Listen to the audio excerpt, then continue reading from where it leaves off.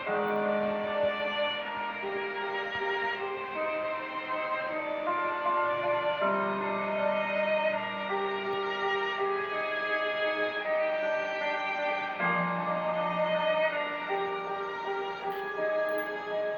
திரையுலகின் திரைக்கதை மன்னன் என்று போற்றப்பட்ட பாக்யராஜ் சென்னையில் மாரடைப்பு காரணமாக காலமானார்.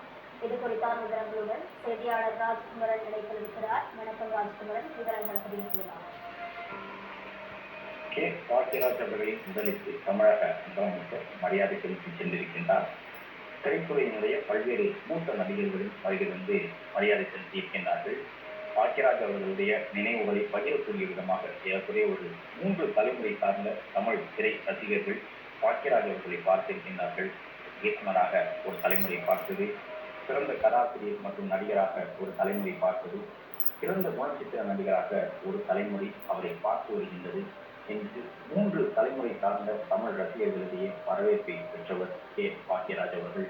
தன்னுடைய வசனங்கள் மூலமாக, தான் நடத்தி வந்த இதழ்கள் மூலமாக திரைத்துறை சார்ந்த செய்திகளை இயக்குநராக வேண்டும் என்று கனவோடு சென்னைக்கு வரக்கூடிய பலருக்கும் வழிகாட்டக்கூடிய ஒரு கலைஞனாகவும் பாக்யராஜ் அவர்கள் திகழ்ந்து வந்திருக்கின்றார்.